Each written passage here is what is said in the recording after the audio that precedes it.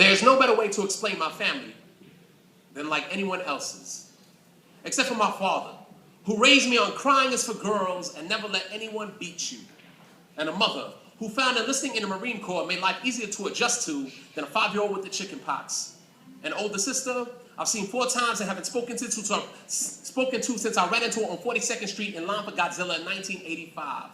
And another sister, raised in Puerto Rico to the echoes of, why can't your hair be more like your mother's? And in Vogue, yeah, they're pretty for some black girls. So I remained an only child in a house of cards and waiting to be crushed by, or paper cut to a slow death with. The fear of living in a house of cards is knowing the right gust of wind can paper cut you to death. When I was a kid, I wanted to be Snake Eyes from G.I. Joe. Black and cool as shit. Until I learned about my Uncle Pete, who died in Vietnam after the ammunition truck he was riding in exploded my grandmother's emotions all over her house. When I was 6, she made me promise her I'd never join the military. She says this country has never done anything for black men worth giving their lives for, and I agree. Then the Marines took my mother. So could you blame me for not trusting this country? Was confiscated a piece of my life without any of my help. How does a 6-year-old rationalize his mother leaving at home to travel the world? At first, I thought it was cool.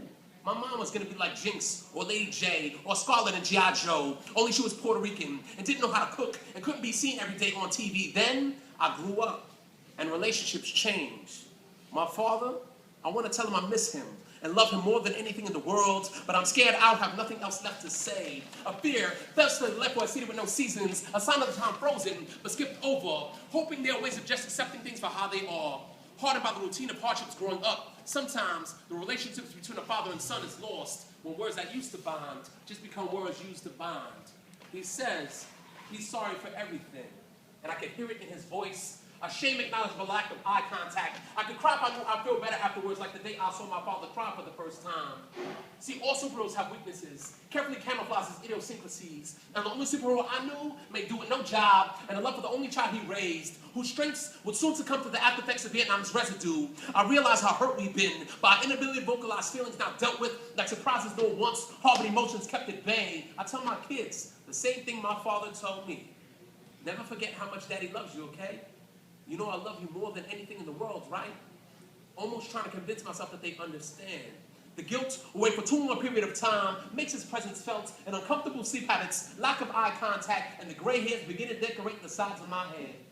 I want my kids to have the relationship with my parents I had with my grandmother, the only woman I truly had fear of, until I met my wife. She helped raise me with every spade emotion she could offer. She was my best friend. I wish my daughter could be just like. I guess she was the mother I needed, with my mother not there. See, my mother was a DJ. She cut in and out of my life, a celebrity of sorts, seen on special occasion, the hottest ticket in town I never had tickets to go see. Unknowingly, she transposed my growth. I want to hug her, like I mean it. But I'm scared I found comfort in its emptiness, glad for the party she got started, but left feeling punch drunk by my fear of abandonment. Sometimes I start fights with my wife for no reason, or for the intimacy found in the afterwards. Confused but still comfortable, always willing to apologize. A life filled with too many hollow apologies. How selfish I've been. One day, my wife would tell me how I used to be, and I'll act like I didn't know it was like that. Like baby stories your parents tell your friends. I'll then apologize to her for everything I've done, and she'll be able to tell by the look in my eyes. See, I was never taught about the feelings of others, or how delicate they are, or how easily a heart can be broken with the right words. I wish I could reach inside of her mind and have all of her questions answered. But back to my mother.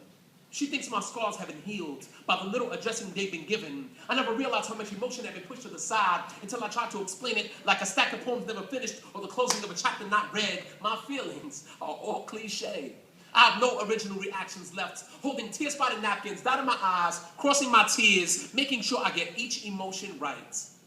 My grandmother recently called to tell me next time I come over, we need to talk. And it finally hits. At 91, she's been around forever, but she's not going to live forever. She wants to let me know what's going to happen when she passes, and I don't want to think about the future, but I anticipate its destruction. See, in all my years on this planet, I have never witnessed someone in a box lowered into the ground and then dedicated to the sky. So when I die, I'm going to be cremated, burning up all of my imperfections, and then have someone sprinkle what's left over some place I've never been to, in hopes of inspiring someone I will never know anything about.